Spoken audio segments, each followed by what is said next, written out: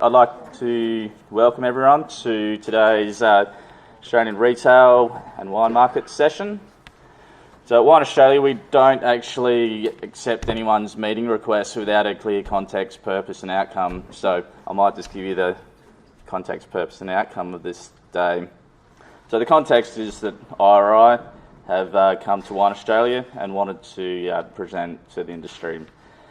So for those that don't know, IRI are a global data and insights company, and they collect retail data from all of the majors and independents as well, but David will go into that a little bit later. We also invited Wine Intelligence along. Wine Intelligence is a family-owned global wine insights company and gathers information on our consumers and markets as well. So the purpose is to hear about the Australian wine market and hear about the trends and the consumers and what's happening in the market at the moment. And the outcome, of course, is to come away better informed, hopefully making better decisions with that information, and as a result, become more profitable and sustainable in the domestic market. So a quick couple of thank yous before we get started.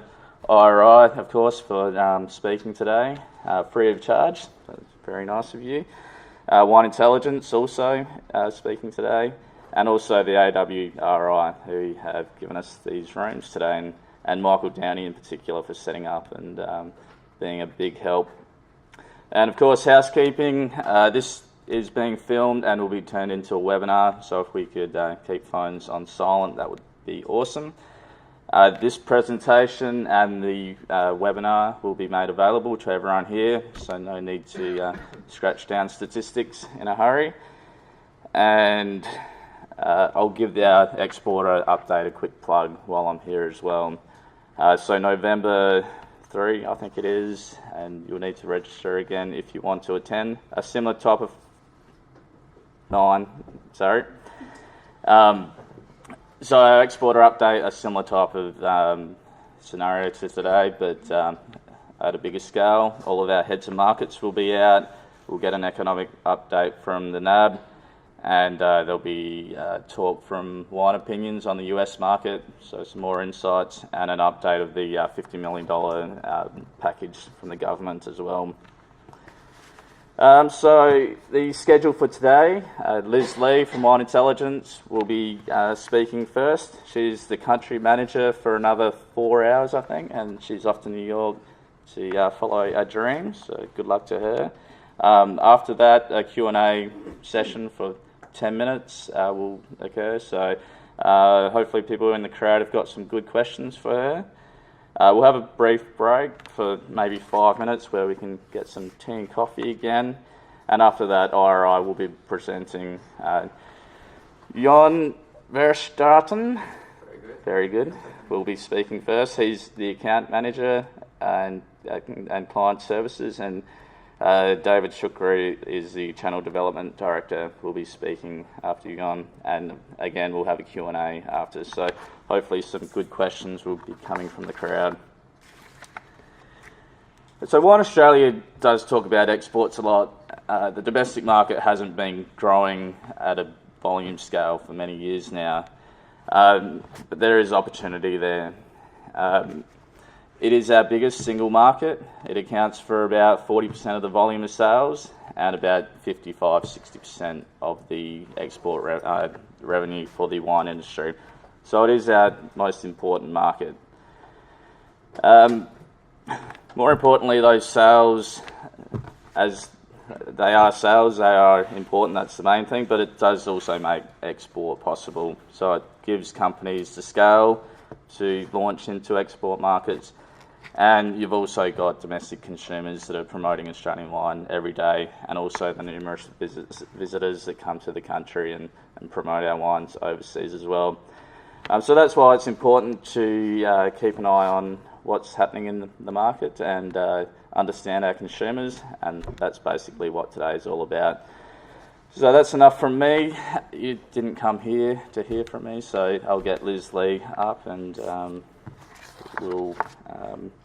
Sorry, I forgot to go through our small winemakers survey, which I'll just briefly touch on. So We have just recently conducted our small winemakers survey. Sandy's been busy analysing all the data, and we asked a couple of questions about the challenges and opportunities that small winemakers see in the domestic market at the moment or in their businesses.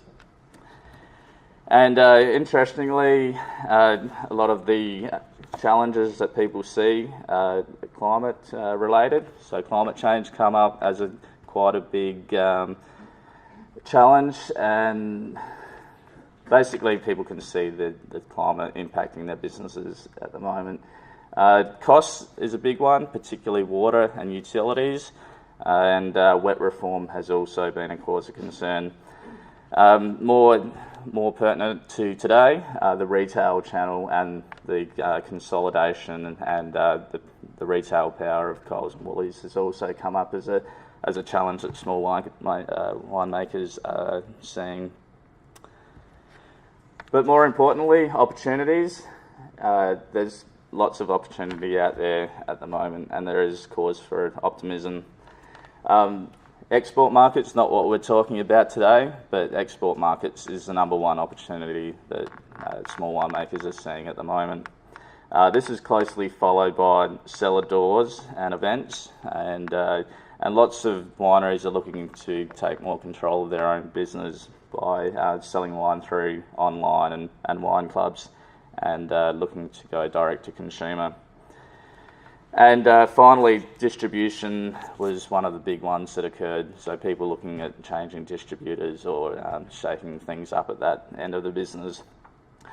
So hopefully today this session will make some of those opportunities clearer as we hear about some of those different channels and aspects of the business that you can take. And now I'll hand you over to Liz Lee. Thank you.